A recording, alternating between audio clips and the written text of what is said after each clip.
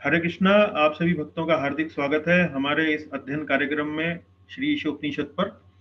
इस कार्यक्रम में हम लोग श्री ईशोपनिषद के प्रत्येक मंत्र का विस्तृत अध्ययन कर रहे हैं। एक कक्षा एक मंत्र पर हम आधारित कर रहे हैं और उसका विस्तार से हम लोग व्याख्या कर रहे हैं इस कक्षा के अंतर्गत। आज की हमारी ये 9वीं कक्षा है जो मंत्र संख्या 5 पर आधारित है। कक्षा के आरंभ में मंगलाचरण प्रार्थनाएं करेंगे। ओम अज्ञानतिमिरान्धस्य ज्ञानञ्जनशलाकया चक्षुरुन्मीलितं येन तस्मै श्रीगुरवे नमः। श्रीचैतन्यमनोभीष्टं स्थापितं येन भूतले स्वयं रूपः कदा मह्यं ददाति स्वपदान्तिकम्। वन्देऽहं श्रीगुरो श्रीयुतापदकमलं श्रीगुरून् वैष्णवांश्च श्रीरूपं साग्रजातं सहगणरघुनाथान्वितं तं सजीवम् साद्वैतं सावधूतं परिजनसहितं कृष्णचैतन्यदेवम् श्रीराधाकृष्णपादान् सहगणललिता श्रीविशाखान्वितांश्च। हे कृष्ण करुणा सिन्धो दीनबन्धो जगत्पते गोपेश गोपिकान्त राधाकान्त नमोऽस्तुते। तप्त काञ्चन गौरांगी राधे वृन्दावनेश्वरी वृषभानुसुते देवी प्रणमामि हरिप्रिये। वाञ्छाकल्पतरुभ्यश्च कृपा सिन्धुभ्य एव च पतितानां पावनेभ्यो वैष्णवेभ्यो नमो नमः। जय श्री कृष्ण चैतन्य प्रभु नित्यानंद श्री अद्वैत गदाधर श्रीवासादि गौर भक्त वृंद। हरे कृष्ण कृष्ण कृष्ण हरे हरे हरे राम राम राम हरे हरे।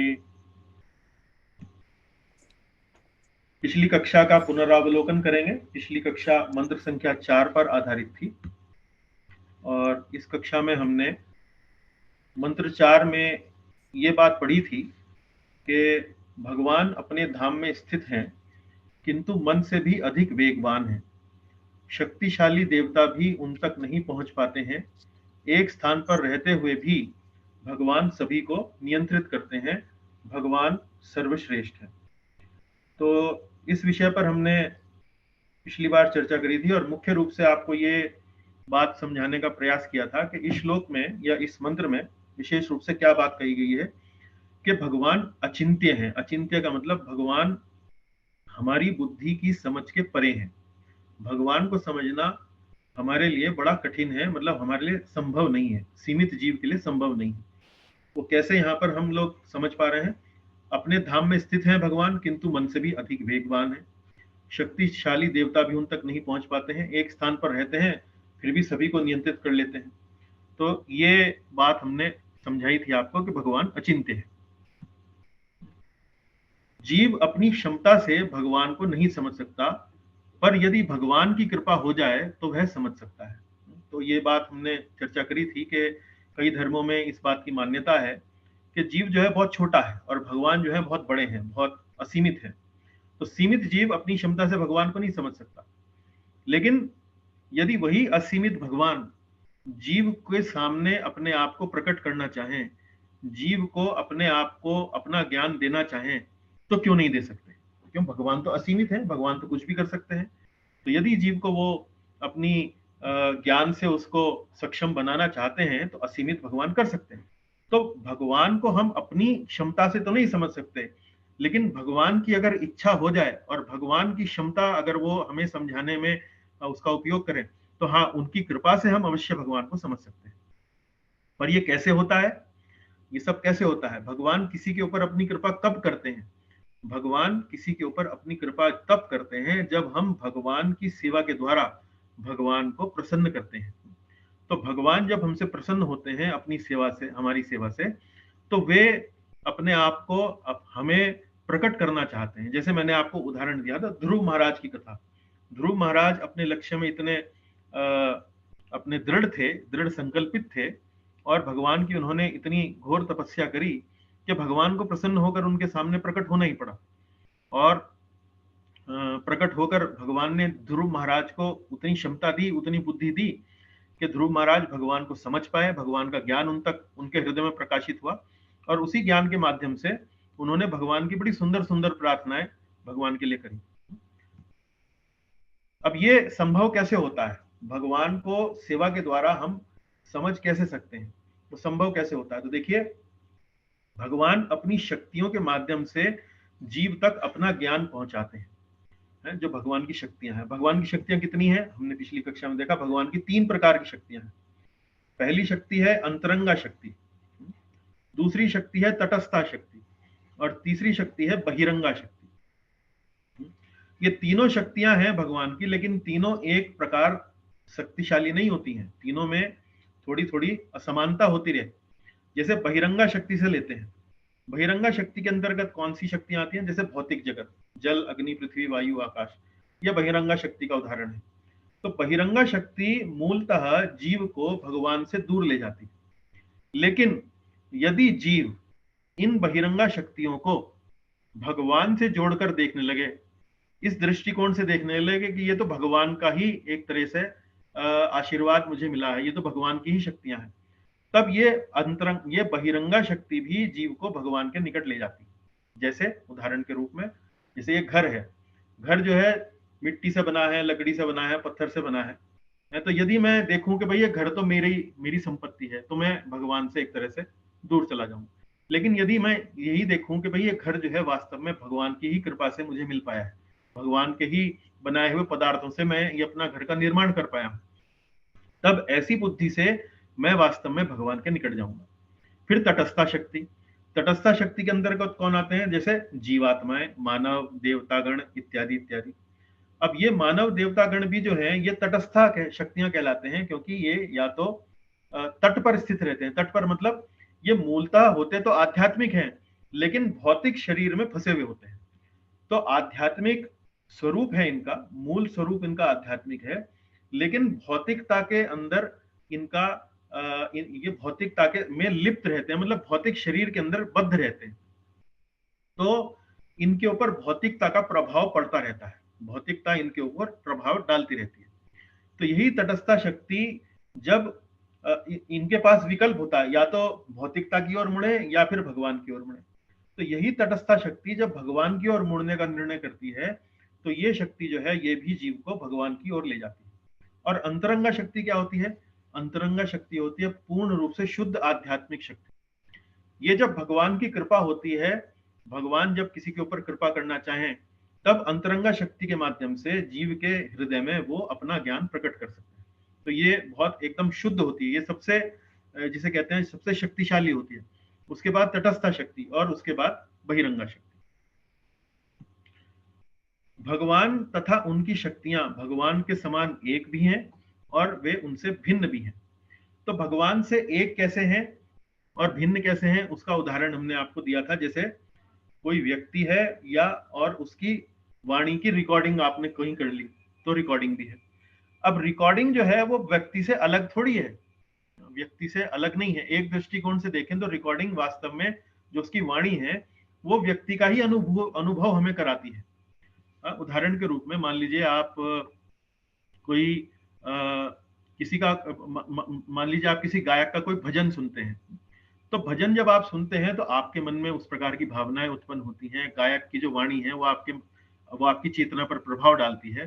तो एक प्रकार से उसकी शक्ति जो है वो गायक जैसी ही, गायक की ही शक्ति है, लेकिन वो गायक नहीं है, गायक से भिन्न है। क्यों?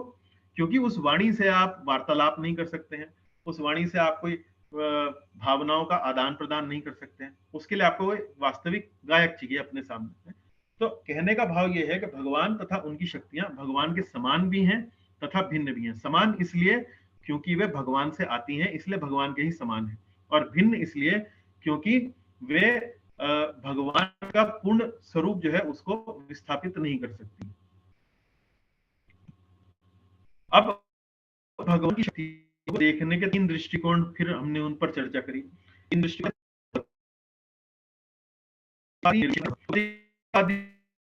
क्या? भौतिकतावादी का दृष्टिकोण है भाई ये भौतिक जगत जो है सब कुछ है, इसके और कुछ भी नहीं है, भौतिक जगत तक ही सब कुछ सीमित है। और फिर दूसरा दृष्टिकोण क्या है? दूसरा दृष्टिकोण है निर्विशेषवादी। निर्विशेषवादी दृष्टिकोण वो दृष्टिकोण है जिसमें जो साधक है वो ये सोचता है कि ब्रह्म जो है, ब्रह्म मतलब ईश्वर ही एकमात्र सत्य है। ईश्वर मतलब निराकार जो ईश्वर का स्वरूप है वही एकमात्र सत्य है। और भौतिक जगत जो है ये तो एक मिथ्या वस्तु है, ये तो एक स्वप्न के समान है, ये मिथ्या है, ये असत्य है। तो ये निर्विशेषवादी का दृष्टिकोण रहता है। इस कारण से वो जगत को त्याग देते हैं और पूर्ण रूप से ब्रह्म के प्रति वो अपना अपना जितना भी प्रयत्न है, प्रयास है, उसके प्रति लग जाते हैं। तो ये एक दृष्टिकोण आपको देखने को मिलेगा। भौतिकतावादी कहते हैं भौतिक जगत से कुछ है ही नहीं, ब्रह्मवादी या निर्विशेषवादी कहते हैं हाँ भौतिक जगत के परे एक ब्रह्म है, एक शाश्वत ब्रह्म है, आध्यात्मिक ब्रह्म है, और ये जगत जो है ये बिल्कुल झूठ है, ये तो हमें जो दिख रहा है ये तो केवल एक भ्रम है, एक स्वप्न की भांति है। लेकिन वास्तव में जो भक्त होता है, जो भगवान का भक्त होता है, वो कैसे सोचता है? वो ये तो मानता ही है कि ब्रह्म सत्य है, ये मानता है, लेकिन जो भौतिक जगत है उसके बारे में उसका विचार ये रहता है कि भौतिक जगत भी सत्य है। अब ये आपके सामने हम सारे के सारे जो कार्यकलाप कर रहे हैं कोई झूठे थोड़ी हैं, हम हाथ से पकड़ सकते हैं, उनको अनुभव कर सकते हैं। तो भौतिक जगत भी सत्य है, लेकिन भौतिक जगत अनित्य है, तो वो मिथ्या नहीं है, वो अनित्य है, ये उनकी सोच रहती है। इसको हमने गायन के उदाहरण से भी समझा था। वो तो भक्त क्या सोचता है कि भक्त भौतिक शक्ति का ईश्वर की सेवा में प्रयोग करके ब्रह्म अर्थात ईश्वर तक पहुंचने का प्रयास करता है। ब्रह्मवादी क्या करता है, निर्विशेषवादी क्या करता है? निर्विशेषवादी कहता है कि भौतिक जगत मिथ्या है, वो भौतिक जगत का त्याग कर देता है। लेकिन भक्त जो है वो भौतिक जगत में जो शक्तियां हैं, भौतिक जगत में जो पदार्थ है, जैसे जल अग्नि पृथ्वी वायु आकाश, या मतलब भौतिक जगत के जो ये अवयव हैं, जैसे लकड़ी की बनी मेज है, लोहे की बनी गाड़ी है, इस तरह से उनका भगवान की सेवा में प्रयोग करता है और उनका प्रयोग करके वो ईश्वर तक पहुंचने का प्रयास करता है। तो गायन के उदाहरण से हमने इन तीनों दृष्टिकोण को समझा। तो जो भौतिकतावादी होता है वो तो संसारी गायन में लग जाता है, संसारी गायन में लगने से वो भौतिकता में लिप्त हो जाता है और भौतिक बंधनों में पड़ा रहता है। जो निर्विशेषवादी है वो कहता है कि गायन तो मिथ्या है, ये गायन वगैरह सब मिथ्या है, ये सब बेकार है। लेकिन भक्त क्या करता है, उसी गायन की अपनी क्षमता को भगवान की सेवा में लगाकर भगवान के निकट जाने का प्रयास करता है। तो ये अंतर तीनों दृष्टिकोणों में होता है। तो अंत में हमने फिर आपको संदेश ये दिया कि हम अचिंत्य ईश्वर को ईश्वर की कृपा से जान सकते हैं। ईश्वर हमारे ऊपर कृपा तब करते हैं जब हम उनकी सेवा में लगते हैं। तो हमें अपने जो भगवान ने गुण दिए हैं, जो जिस प्रकार के गुण हमने भगवान ने दिए हैं, हम उन गुणों को पहचाने। कोई अच्छा गाता है, कोई अच्छा धन के मामले में अच्छा है, कोई बुद्धि के मामले में अच्छा है, अलग अलग गुण दिए हैं। तो अपने गुणों से हम उनका भगवान की सेवा में उनका उपयोग करें। इस प्रकार से जब हम सेवा करेंगे तब हम उस अचिंत्य भगवान को हम जान सकेंगे। तो अचिंत्य भगवान का संदर्भ कहां से आया? वो इस मंत्र संख्या 4 में है, जिसमें भगवान कहते हैं कि भाई मैं स्थिर हूं लेकिन मन से भी तेज भागता हूं, तो अचिंत्य है। तो उस अचिंत्य भगवान को हम भगवान की कृपा से समझ सकते हैं, और भगवान की कृपा तब होती है जब हम अपने गुणों से अपने गुणों को पहचान कर उन गुणों को भगवान की सेवा में लगाते हैं। तो भगवान उससे प्रसन्न होते हैं और भगवान हमारे ऊपर कृपा करते हैं, जिससे हम भगवान को जान सकते हैं, समझ सकते हैं। तो ये पिछली कक्षा का सारांश था। और हमने एक चित्र आपको दिखाया था, जिस चित्र में हमने आपको ये बात समझाने की प्रयास करी थी कि ये देखिए, इस चित्र में दो लोग दिखाए गए हैं, और एक व्यक्ति तो वास्तव में भगवान से संबंधित पुस्तकें पढ़ रहा है, भगवान को जानने का प्रयास कर रहा है, भगवान का स्मरण कर रहा है, और दूसरा व्यक्ति जो है वो संसारी पुस्तकें पढ़ रहा है। ये जिसे कहते हैं भौतिकतावादी व्यक्ति है, जो संसार में लगे हुए ज्ञान के ऊपर ही लगा हुआ है, और इस तरह से वो पढ़ रहा है। तो जो व्यक्ति भगवान के निकट जाने का प्रयास कर रहा है, उनकी सेवा में लगा हुआ है, भगवान अपना प्रकाश, अपना ज्ञान जो है उसी व्यक्ति को देते हैं। तो ये चित्र के माध्यम से मंत्र संख्या 4 को समझाने का प्रयास है। वास्तव में मंत्र संख्या 5 का उद्देश्य भी कुछ इसी तरह से है कि भगवान अचिंत्य हैं, लेकिन हम अपनी सेवा से, अपने दृष्टिकोण को बदलने से भगवान को समझ सकते हैं। अब देखिए, आज मंत्र संख्या 5 में हम क्या पढ़ने वाले हैं। तो मंत्र संख्या 5 में भी, जैसे मैंने आपको कहा, मूल विषय वही है, अचिंत्य ईश्वर को कैसे जाने। आज हम जो उदाहरण लेंगे, उस उदाहरण में भगवान की अचिंत्य शक्ति को उनकी विग्रह पूजा के माध्यम से समझें। भगवान जो है उनकी शक्ति अचिंत्य है, कल्पना के बाहर है, हमारी तर्क बुद्धि के परे है। तो भगवान अपनी अचिंत्य शक्ति का प्रयोग इस प्रकार से करते हैं कि वो विग्रह के रूप में हमारे सामने प्रस्तुत होते हैं, जिससे हम वास्तव में उनके विग्रहों की पूजा करके, उनकी अर्चना करके हम भगवान तक पहुंच सकते हैं। भगवान जो है अपनी सेवा कैसे स्वीकार करते हैं? भगवान अपनी सेवा विग्रहों के माध्यम से स्वीकार करते हैं। तो देखिए यहाँ पर चित्र देखिए, यहाँ पर चित्र में दिखाया गया है कि भगवान श्री राधा कृष्ण के विग्रह यहाँ मंदिर में दिखाए गए हैं, और समाज के सभी वर्ग के लोग जो है, ब्राह्मण, क्षत्रिय, वैश्य, शूद्र, जितने भी वर्ग के लोग हैं, वो भगवान की विग्रहों की पूजा के लिए यहाँ सब एकत्रित दिखाए गए हैं चित्र के अंदर। ठीक है, तो अब ये देखिए ये ईशोपनिषद का अवलोकन मानचित्र है। हमने पहला ईशी स्तुति से लेकर मंत्र संख्या 3 तक हमने अपनी अध्ययन पूरा कर लिया है। मंत्र 4 पिछली बार किया था, मंत्र 5 आज कर रहे हैं, और इसमें हम समझ रहे हैं क्या? ईश्वर को आध्यात्मिक दृष्टि से जाना जा सकता है। ईश्वर को आध्यात्मिक दृष्टि, आध्यात्मिक दृष्टि मतलब हम किस बारे में चर्चा कर रहे हैं? ईश्वर अचिंत्य हैं, और उस अचिंत्य ईश्वर को कैसे समझें, तो वो आध्यात्मिक दृष्टि कैसे विकसित करें, वो सब हम आज यहाँ जानने का प्रयास करें। तो पिछली कक्षा में हमने देखा वो आध्यात्मिक दृष्टि हम भगवान की सेवा करके उसको विकसित कर सकते हैं। आज हम देख रहे हैं कि उसी आध्यात्मिक दृष्टि को हम भगवान की अर्चा विग्रहों की पूजा करके हम उसको विकसित कर सकते हैं। तो आज यहाँ पर चर्चा आगे बढ़ाते हैं।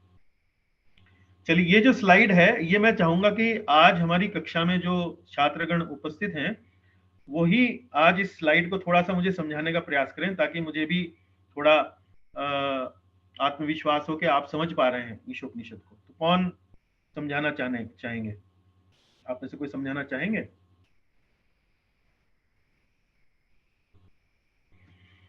इसमें विषयों का प्रवाह कैसे हुआ है? श्री ईशोपनिषद में विषयों का प्रवाह कैसे हुआ है?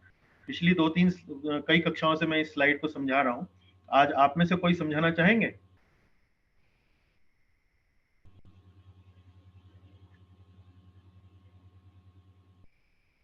बड़ी शांति है। कोशिश कीजिए, मैं सहायता करूंगा। मनीष प्रभु, आप कोशिश करना चाहेंगे, प्रयास करना चाहेंगे? हाँ प्रभु। चलिए प्रयास कीजिए। तो इसमें आपको मतलब लाइन बाय लाइन बोलना है क्या? दैट केस नहीं, मतलब बोलना तो है ही। देखिए, ईशोपनिषद में कितने मंत्र हैं? अराउंड 11 18 18 मंत्र है ना। हमने 18 मंत्रों को अलग अलग विषयों में, यहाँ पर 5 विषयों में इसको वर्गीकरण किया, उनका 5 ग्रुप बनाए हैं। ईश स्तुति से मंत्र संख्या 3 तक एक ग्रुप है, मंत्र 4 से लेके 8 तक एक ग्रुप है, 9 से लेके 11 तक एक विषय चलता है, 12 से 14 तक एक विषय चलता है, और 15 से 18 तक एक विषय चलता है। तो पहले ईश स्तुति से मंत्र संख्या 3 तक किस विषय पर हमने चर्चा करी?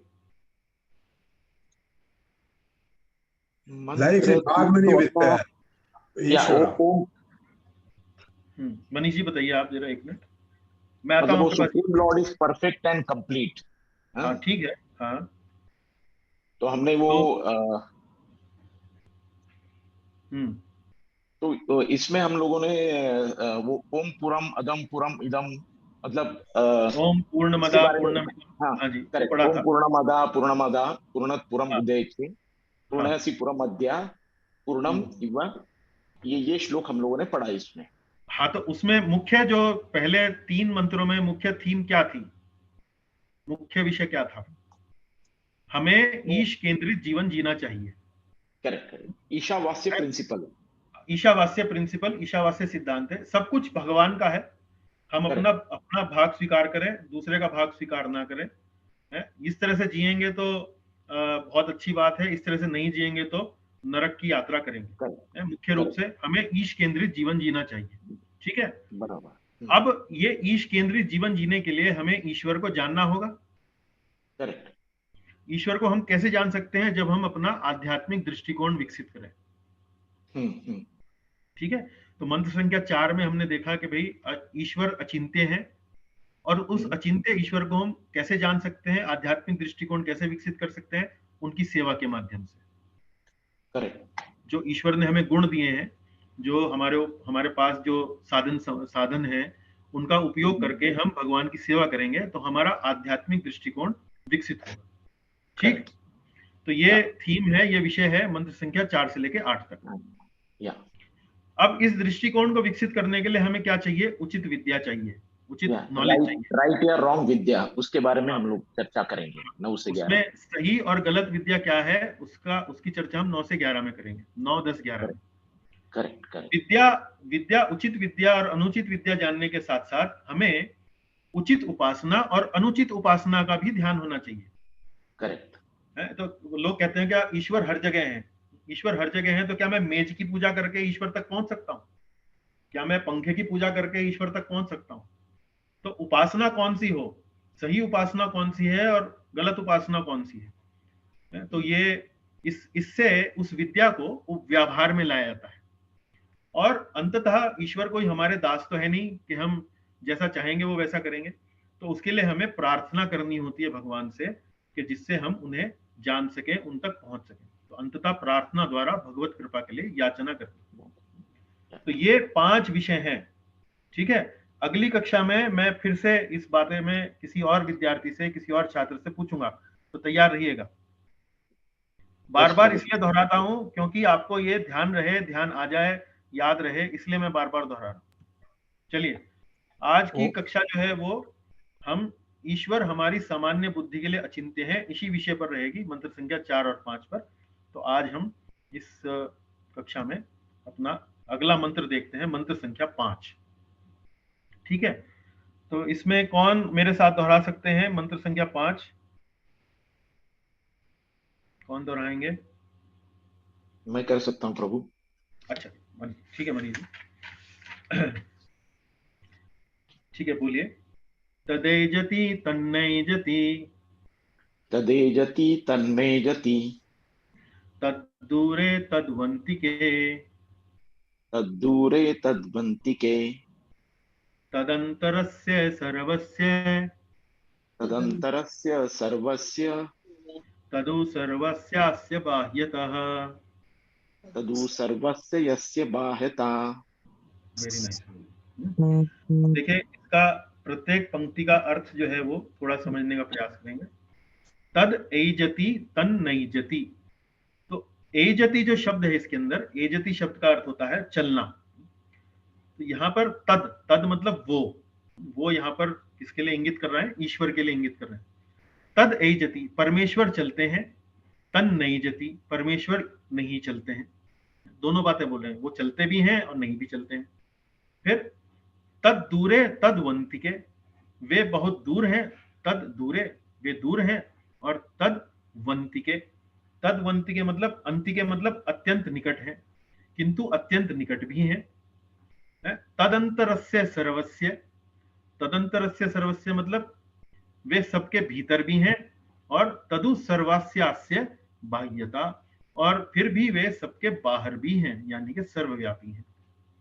तो अगेन एक बार फिर आप देख सकते हैं कि यहाँ पर कुछ बड़े ही विचित्र और रहस्यमयी शब्दों में ईश्वर की व्याख्या की जा रही है। और वो रहस्यमयी शब्द क्या है? चलते भी हैं, नहीं भी चलते हैं। तो भाई, चलते हैं नहीं चलते हैं, ये क्या मतलब है? कुछ बड़ा कंफ्यूजिंग सा है, कुछ समझाने का प्रयास कीजिए। दूर भी हैं और निकट भी हैं, सबके भीतर भी हैं और सबके बाहर भी हैं। तो ये इस प्रकार से ये श्लोक थोड़ा सा रहस्यमयी है। लेकिन एक बार फिर, जैसे पिछली कक्षा में हमने मंत्र संख्या 4 में ये देखा था कि ईश्वर अचिंत्य है। अचिंत्य मतलब हमारी सीमित शक्ति की समझ के परे हैं। उसी प्रकार से इस श्लोक में भी, इस मंत्र में भी यही बात निकल कर आ रही है कि ईश्वर वास्तव में अचिंत्य हैं। वो चलते भी हैं, नहीं भी चलते हैं, दूर भी हैं, पास भी हैं, बाहर भी हैं और अंदर भी हैं। अब जैसे इसको समझाने के लिए हमने पिछली बार भी ये चित्र आपको दिखाया था। इसमें यदि हम देखें, ईश्वर भगवान श्री कृष्ण, जब भगवान श्री कृष्ण ने लीला करी थी अपनी धरती पर, तो वो कहां पर उपस्थित हुए थे? कौन से नगर में, कौन सी स्थान पर वो उपस्थित हुए थे? मथुरा। मथुरा में उपस्थित हुए। तो मथुरा कहाँ है? इस जगत के अंदर है कि इस जगत के बाहर है? अंदर। तो ईश्वर इस जगत में है कि इस जगत के बाहर है? इस जगत में भी है और बाहर भी है। नहीं, फिलहाल मथुरा में जब वो प्रकट हुए तो मतलब जगत के अंदर ही हुए ना, हाँ हाँ अंदर जी। ही है। जगत के अंदर हुए। अब लेकिन अब जगत में जब वो आए तो वहां उन्होंने ये मिट्टी खाने वाली जो लीला करी, और जब माता यशोदा ने जब उनके मुखमंडल के अंदर झांक कर देखा तो क्या देखा? ब्रह्मांड, तो सारा पूरा ब्रह्मांड, ब्रह्मांड। सारा ब्रह्मांड जो भगवान के भीतर है, और भगवान भगवान जो है ब्रह्मांड के बाहर है। समझ रहे हैं आप? भगवान जगत के भीतर भी हैं और भगवान जगत के बाहर भी हैं। तो ये पंक्तियां जो हैं, जो अंत में जो दो बिंदु दिखाए गए हैं, वे सबके भीतर हैं और फिर भी सबके बाहर भी हैं। सबके भीतर तो खैर यहाँ पर दूसरा अर्थ भी निकलता है, मतलब वो भीतर भी हैं और बाहर भी हैं, वो भीतर भी हैं और बाहर भी हैं। तो जगत के भीतर भी हैं और जगत के बाहर भी हैं। तो ये अर्थ आपको इससे समझ में आ रहा है कि भगवान वास्तव में अचिंत्य हैं, उनको इस प्रकार से अपनी सीमित शक्ति से समझ पाना बड़ा कठिन है। चलिए, इस प्रकार के अनेक विचित्र और उदाहरण जो है हम आज की कक्षा में देखेंगे। तो पिछली कक्षा में जैसे हमने स्लाइड में आपको दिखाया था, उसी तरह से ये भी है, जिसमें मंत्र 4 का जो हमने विश्लेषण किया था, उसी प्रकार से यहाँ ये मंत्र 5 का भी विश्लेषण हम कर सकते हैं। देखिए,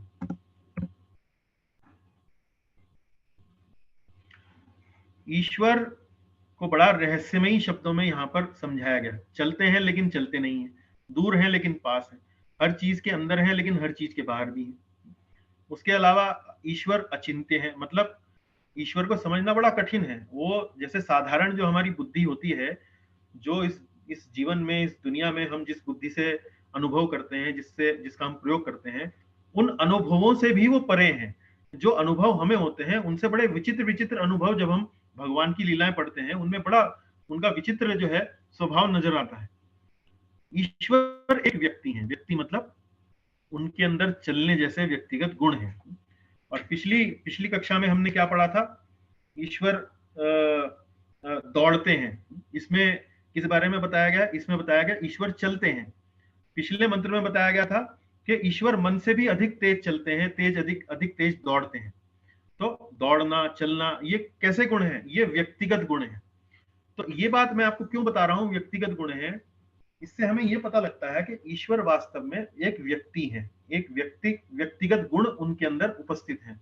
जैसे चलना, दौड़ना, बात करना, हंसना, मुस्कुराना। अब यदि मैं कहूं कि ईश्वर निराकार है, केवल निराकार है ईश्वर, तो निराकार का चलना, हंसना, बोलना, ये कुछ समझ में नहीं आता। ये कुछ तार्किक बात नहीं लगती है ना? तो इसलिए ये कहना कि भाई ईश्वर एक व्यक्ति है, उसका उदाहरण हमें इन श्लोकों से मिल रहा है, क्योंकि यहाँ पर लिखा गया है ईश्वर चलते हैं, पिछले मंत्र में लिखा गया था ईश्वर दौड़ते हैं। तो अर्थात यह है कि ईश्वर एक व्यक्ति है। ये इसलिए बता रहे हैं क्योंकि कई जो आध्यात्मवादी हैं वो ये सोचते हैं कि ईश्वर व्यक्ति नहीं है, ईश्वर वास्तव में एक निराकार ज्योति है, एक निराकार शाश्वत सर्वव्यापी निराकार एक चेतना है। इस प्रकार से ईश्वर की व्याख्या करते हैं। चलिए, तो मंत्र 5 में प्रभुपाद जी ने इस पुस्तक में ईशोपनिषद में 9 पदों में, 9 गद्यों में, अनुच्छेदों में अपना तात्पर्य दिया है। तो यहाँ पहला दूसरा अनुच्छेद में क्या विषय चर्चा हुई है? ईश्वर अचिंत्य है। कैसे परम सत्य दूर हैं किंतु निकट भी हैं, तो ये हम समझेंगे अनुच्छेद नंबर 2 में। 3 से लेके 5 तक हम विग्रह पूजा मतलब जो हम मंदिर में भगवान की जो मूर्ति देखते हैं, जो विग्रह देखते हैं, उनकी जो हम पूजा करते हैं, वो वास्तव में हमें किस दृष्टिकोण से उस पूजा को देखना चाहिए, कैसे उन विग्रहों को हमें समझना चाहिए। तो विग्रह पूजा का विज्ञान और विग्रहों की पूजा करके भगवान कैसे अपनी अचिंत्य शक्ति का उपयोग करते हैं हमारे निकट आने के लिए, तो वो हम देखेंगे, विग्रह पूजा का विज्ञान। उसके बाद अनुच्छेद 6 में ईश्वर के निकट आने के लिए समर्पण आवश्यक है, तो वो अनुच्छेद 6 में प्रभुपाद जी का तात्पर्य पढ़ेंगे। और परम सत्य निर्गुण है किंतु सगुण भी। तो आपने ये शब्द सुने ही होंगे, निराकार है, साकार है, निर्गुण है, सगुण है। तो निर्गुण और सगुण, इनमें क्या अंतर है, ये 7वें अनुच्छेद में प्रभुपाद जी ने समझाया है। और 8वें और 9 में कैसे परम सत्य सर्वव्यापी है और फिर भी भिन्न है, सर्वव्यापी नहीं भी है। तो जैसे इस मंत्र में बताया गया है कि वे बाहर भी हैं, सर्वव्यापी भी हैं, और सबके भीतर भी हैं, और उसके अलग भी हैं। तो ये सब चीजें हम समझने का प्रयास करेंगे आज की इस कक्षा में। देखिए, पहले अनुच्छेद में, पहले पैराग्राफ में, तात्पर्य में प्रभुपाद जी सबसे पहले हमें यह समझाते हैं कि परमेश्वर अचिंत्य है।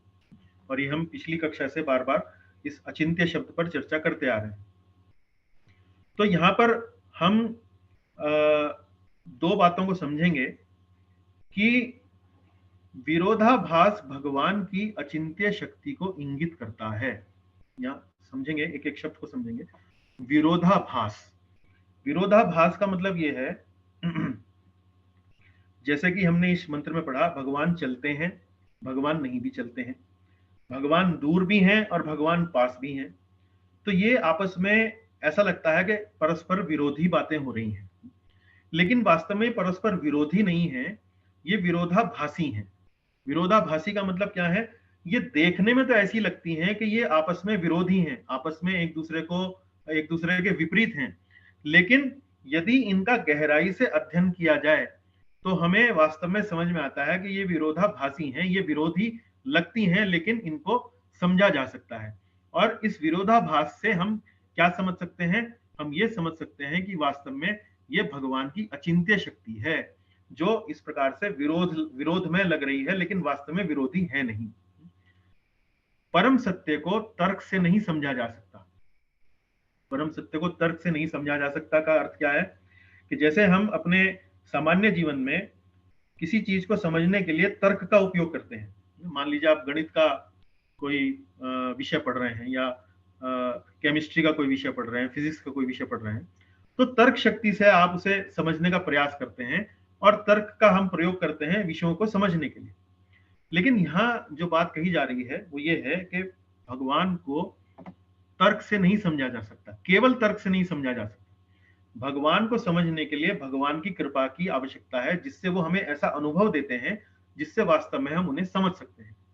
तो क्या हम ये कहें कि परमेश्वर जो है अतार्किक है, परमेश्वर जो है इलॉजिकल है, भगवान को तर्क से नहीं समझा जा सकता?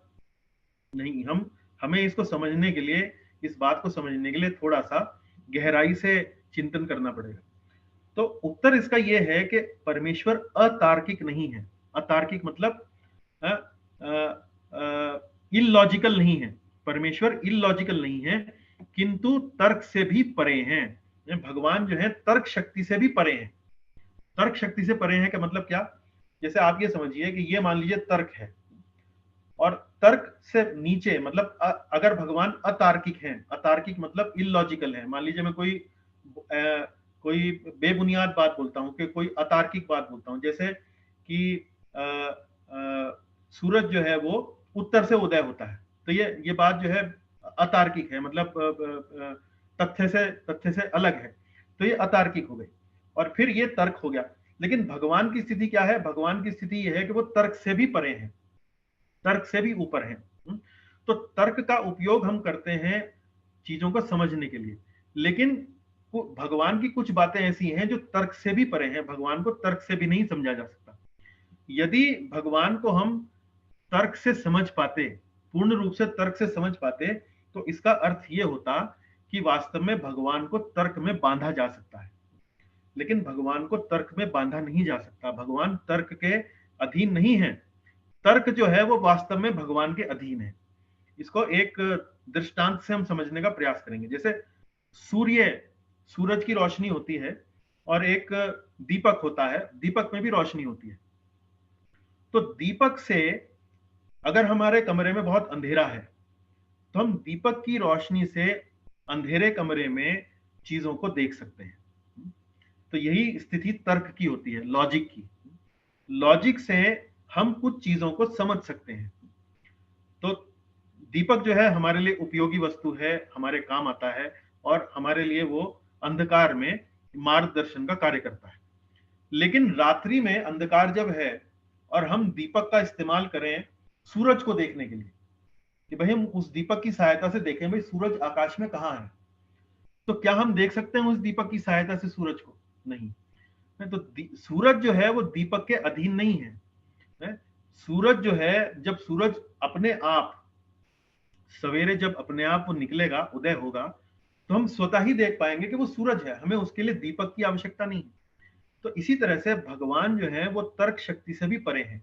जब वो स्वेच्छा से हमारे सामने हमारे हृदय में प्रकट होने का निश्चय कर लेंगे, अपनी कृपा कर लेंगे, तो हम वास्तव में भगवान को समझ सकते हैं। तो ये है भगवान की अचिंत्य शक्ति। भगवान को हम तर्क से नहीं समझ सकते, लेकिन भगवान जब हमारे ऊपर कृपा करते हैं तो हम भगवान को उनकी कृपा से समझ सकते हैं। चलिए, अब भगवान अचिंत्य है, इसके हम कुछ उदाहरण आपके सामने प्रस्तुत करेंगे, जिससे आपको परिस्थिति जो है वो बहुत अच्छे से समझ में आ जाएगी। तो एक बार प्रभुपाद जी से किसी ने एक बड़ा ही चतुराई भरा प्रश्न पूछा। वो क्या पूछते हैं? क्या परमेश्वर एक ऐसा पत्थर बना सकते हैं जिसे वे उठा नहीं सकते? क्या परमेश्वर एक ऐसा पत्थर बना सकते हैं जिसे वे खुद स्वयं नहीं उठा सकते?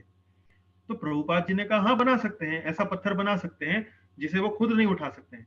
लेकिन फिर थोड़ी देर बाद प्रभुपाद जी बोले लेकिन फिर भी वो उसे उठा लेंगे, फिर भी वो उसे उठा लेंगे। तो ये समझ लीजिए ये, और वो फिर पूछे वो भाई ऐसा कैसे होगा?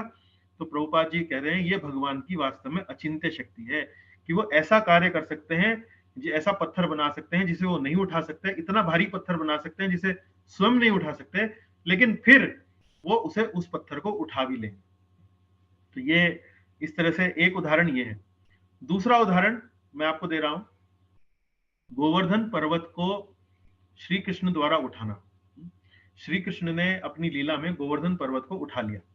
तो कई बार जो नास्तिक लोग होते हैं, जो भौतिकतावादी लोग होते हैं, जिनका ईश्वर में विश्वास नहीं होता है, तो वो इन सब लीलाओं को किस्से कहानियां समझते हैं।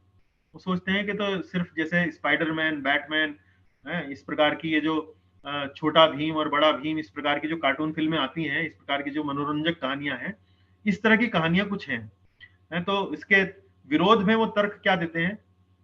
वो तर्क देते हैं कि भाई ऐसे कैसे कोई अपनी कनिष्ठ उंगली पर पर्वत को उठा सकता है? तो भगवान को कैसे पता लगा कि उस पर्वत का जो केंद्र बिंदु है, जहां से अगर उसे उठाया जाए तो पर्वत जो है बिल्कुल स्थिर रहेगा, बैलेंस में रहेगा? जैसे हम बोलते हैं ना फिजिक्स की भाषा में, सेंटर ऑफ ग्रेविटी कहाँ है उसका, गुरुत्वाकर्षण का केंद्र कहाँ है? तो कोई भी वस्तु यदि हम उठाते हैं, तो यदि उसे गुरुत्वाकर्षण का केंद्र यानी कि सेंटर ऑफ ग्रेविटी से पकड़कर उठाएं तो बैलेंस में बनी रहती है। तो भगवान ने तो अपनी कनिष्ठ उंगली पर, बाएं हाथ की कनिष्ठ उंगली पर, एक छोटे से बिंदु पर पूरा गोवर्धन पर्वत धारण किया था। तो लोग कहते हैं भाई उसकी सेंटर ऑफ ग्रेविटी तो बताई नहीं, भगवान ने कहीं ढूंढी नहीं, कहीं कैलकुलेट नहीं करी, तो कैसे उठा लिया?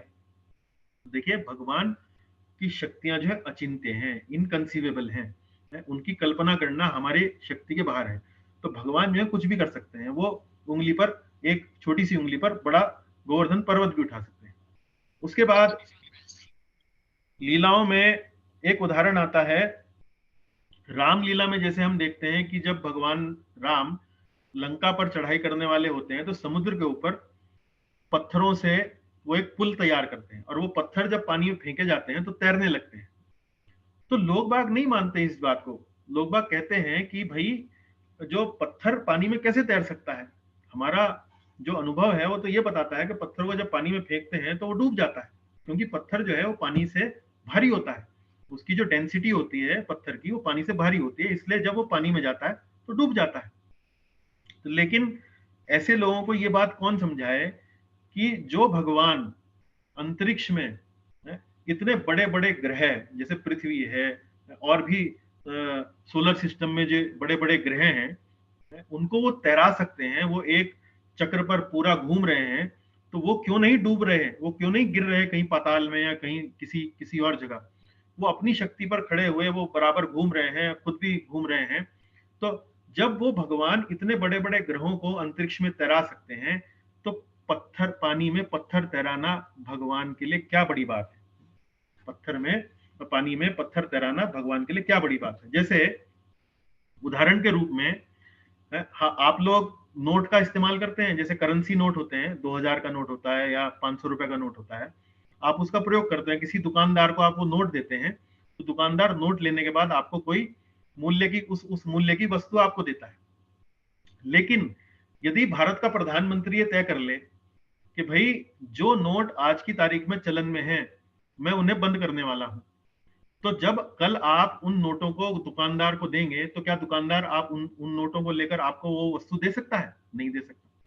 तो प्रधानमंत्री के पास ये शक्तियां हैं कि उस नोट की जो परचेजिंग पावर है, जो उसकी खरीदने की जो शक्ति है, उसको समाप्त कर सकता है। इसी प्रकार से भगवान, ये ग्रेविटेशनल फोर्स या गुरुत्वाकर्षण का जो सिद्धांत है, वो किसने बनाया? ये नियम किसने बनाए? ये भगवान ने ही नियम बनाए हैं। तो यदि भगवान चाहें कि इन गुरुत्वाकर्षण के सिद्धांतों को जीरो कर दें, इनको बंद कर दें, तो भगवान कर सकते हैं, उनके लिए कोई बड़ी बात नहीं। तो रामलीला में पानी में पत्थर तैरना भगवान के लिए कोई आश्चर्य की बात नहीं है। ये क्यों हो रहा है? भगवान की अचिंत्य शक्ति के कारण। हम और आप इसकी इसकी कल्पना नहीं कर सकते, क्योंकि ये हमारे अनुभवों के परे है, हमारे अनुभवों के ऊपर की बात है। इसी प्रकार से जब द्रौपदी का अपमान हो रहा था, तो भगवान ने साड़ी बढ़ा दी। तो ये कैसे संभव है? भाई इसका उत्तर ये है कि भगवान की शक्तियां जो है अचिंत्य हैं, वो आपके और हमारे अनुभव के ऊपर आधारित नहीं है। तो इन सब कथनों में गोवर्धन पर्वत का उठा लेना, रामलीला में पानी पर पत्थर तैरा देना, या द्रौपदी के अपमान होने पर साड़ी बढ़ा देना, इन सब में जो एक भौतिकतावादी व्यक्ति का जो तर्क होता है, वो ये सोचता है, इसका दृष्टिकोण ये होता है कि यदि हमारे लिए असंभव है, यदि हम नहीं कर सकते हैं, तो ये भगवान के लिए भी असंभव होगा, भगवान के लिए भी संभव नहीं होगा। इस प्रकार से ये कुछ उदाहरण है जिससे आप ये बात समझ सकते हैं कि भगवान अचिंत्य हैं, उनका उदाहरण यहाँ पर प्रस्तुत किया गया है। चलिए अब इस बात पर थोड़ी चर्चा कर लें, क्योंकि इस मंत्र में आया है कि वे बहुत दूर हैं, तद दूरे तदवंतिके, वे बहुत दूर हैं किंतु बहुत पास हैं। तो जैसा कि मैंने पिछली स्लाइड में आपको बताया था कि ये जो इस प्रकार के जो कथन हैं कि बहुत दूर हैं किंतु बहुत पास हैं, ये आपस में विरोधाभासी लगते हैं, ये विरोधाभास प्रस्तुत करते हैं। तो दो प्रकार के शब्द होते हैं, दो प्रकार के शब्द मतलब एक तो होते हैं विरोधाभासी और एक होते हैं विरोधी। विरोधी शब्द का मतलब यह है कि दो एकदम विपरीत, ये रात है और ये दिन है, एकदम विपरीत, एकदम अलग। और विरोधाभासी, विरोधाभासी का मतलब क्या होता है? जो पढ़ने में ऐसा लगता है कि देखने में ऐसा संभव नहीं है, लेकिन यदि गहराई से जाकर उन उन बातों का यदि आकलन किया जाए, उनको जांचा जाए, तो वो समझ में आने लगते हैं। तो इसी प्रकार से जब हम ये कहते हैं कि भगवान बहुत दूर हैं, तो उसका अर्थ क्या है? और जब हम ये कहते हैं कि भगवान बहुत पास हैं, उसका अर्थ क्या है? जब हम इसको थोड़ा सा गहराई से जाकर समझने का प्रयास करते हैं, तो ये बात हमें समझ में आने लगती है, तो ये सत्य लगने लगता है कि हाँ ये संभव है। वैसे पहली बार पढ़ने में ऐसा लगता है कि अलग हैं, विपरीत हैं, लेकिन जब गहराई से जाकर आकलन करते हैं तो ये पता लगता है कि नहीं, ये तो सत्य है। तो इसको कैसे समझेंगे? भगवान बहुत दूर है किंतु बहुत पास है। देखिए सबसे पहले देखेंगे पूर्ण सत्य निकट हैं, भगवान हमारे निकट हैं। कैसे निकट हैं? परमात्मा के रूप में भगवान हमारे सबसे निकट है, परमात्मा के रूप में। परमात्मा के रूप में मतलब क्या? हमने भगवत गीता में 15वें अध्याय में एक श्लोक पढ़ा था, सर्वस्य चाहम हृदय सन्निविष्टो, 15वें अध्याय का 15वां श्लोक, सर्वस्य चाहम हृदय सन्निविष्टो। वो क्या है? सर्वस्य, सर्वस्य मतलब मैं सभी जीवात्माओं में, चा अहम, अहम मतलब भगवान स्वयं के लिए कह रहे हैं, हृदय, हृदय मतलब हृदय, सन्निविष्टो मैं हर एक प्राणी के हृदय में निवास करता हूं। अब मान लीजिए कोई व्यक्ति किसी व्यक्ति को, किसी दूसरे व्यक्ति को जोर से उसको अपने गले से लगाए, उसको उसका आलिंगन कर ले, तो कितना भी जोर से आलिंगन कर ले, क्या वो परमात्मा जितना निकट उस व्यक्ति के पहुंच सकता है? नहीं पहुंच सकता। परमात्मा तो हमारे हृदय के अंदर बैठे हुए हैं। वो व्यक्ति आलिंगन करेगा तो कहां, बाहर से हमारा शरीर तक ही तो पहुंचेगा। लेकिन परमात्मा तो हमारे भीतर उपस्थित है। तो जो हमारे भीतर ही उपस्थित है, उससे निकट और क्या हो सकता है हमारे? वो सबसे अधिक निकट है। पूर्ण सत्य हमारे कितने निकट है? सबसे निकट है। इससे निकट और कुछ नहीं हो सकता। वो 24 घंटा, सातों दिन, 365 दिन, पूरा 24/7, 365 डेज वर्ष के अंदर वो हमारे भीतर रहते हैं। यहाँ तक कि मृत्यु में होने के बाद भी वो हमारे आत्मा के साथ, हमारे सूक्ष्म शरीर के साथ दूसरे शरीर तक जाते हैं। तो इतने निकट हैं हमारे। अच्छा, अब दूसरा दृष्टिकोण देखें। वे बहुत दूर हैं, सॉरी, वे बहुत पास हैं तो हमने देख लिया। वे बहुत दूर हैं। दूर कैसे हैं? देखिए, भगवान परमात्मा और हर व्यक्ति के हृदय में स्थित होने के बाद भी वो उनका अपना एक धाम है। उनका अपना एक धाम है। तो भगवत गीता का 5वें अध्याय का जब हम 6वां श्लोक देखते हैं तो हमें उसमें पता लगता है कि वास्तव में भगवान का एक धाम भी है। तो मैं 15वें अध्याय का 6वां श्लोक आपके सामने पढ़ता हूं। उसमें भगवान ने बताया है कि वो अपने धाम में रहते हैं। देखिए क्या व्याख्या करी है गीता में। न तद भास्यते सूर्यो न शशांको न पावकः यद गत्वा न निवर्तन्ते तद धाम परमम मम। तो भगवान इस श्लोक में कह रहे हैं, मेरा एक धाम है जहां मैं रहता हूं, जहां ना सूर्य की रोशनी आती, जहां ना सूर्य की आवश्यकता है, ना शशांक की आवश्यकता है, ना अग्नि की आवश्यकता है, वो स्वयं प्रकाशित है। तो भगवान का धाम भी है। और भगवान का धाम यहाँ से बहुत दूर है, इस भौतिक जगत से बहुत दूर है। तो भागवतम में इस बात की चर्चा होती है कि क्या भौतिक जगत क्या है, आध्यात्मिक जगत क्या है। आध्यात्मिक जगत में अनेक अनेक आध्यात्मिक ग्रह हैं, और उन ग्रहों में एक गोलोक वृंदावन भी है, जहां पर भगवान अपनी नित्य संगनी श्रीमती राधिका रानी के साथ रहते हैं, वहां लीलाएं करते हैं। तो भगवान भौतिक जगत से बहुत दूर एक आध्यात्मिक जगत में, जहां उनका अपना एक धाम है, वहां पर भी रहते हैं। तो इस तरह से हम देख सकते हैं कि वे बहुत दूर भी हैं किंतु बहुत पास भी हैं। इसी संदर्भ में एक श्लोक ब्रह्म संहिता में 34वां श्लोक जो आता है, उसमें भी आप ये समझ सकते हैं कि भगवान बहुत दूर हैं। और इस श्लोक में है पंथास्तु कोटि। तो देखिए, मेरे साथ कौन इसका उच्चारण करना चाहेंगे श्लोक का? कोई भक्त करना चाहेंगे? यस प्रभु जी। अच्छा राकेश जी। पंथास्तु कोटि शतवत्सर संप्रगम्यो पंथासु तु कोटिशतवत्सर संप्रगम्यो वायोरथापि मनसो मुनिपुङ्गवानाम् वायोरथापि मनसो मुनिपुङ्गवानाम् सोऽप्यस्ति यत्प्रपदसिन्य विचिन्त्य तत्त्वे सोऽप्यस्ति यत्प्रपत्सिमन्य विचिन्त्य तत्त्वे गोविन्दमादिपुरुषं तमहं भजामि। गोविंदम आदि पुरुषम तमहम भजामि। देखिए, ब्रह्म संहिता में ये ब्रह्मा जी ने भगवान से प्रार्थना करी है, गोविंदम आदि पुरुषम तमहम भजामि। मैं उन आदि पुरुष भगवान गोविंद का भजन करता हूँ। किनका?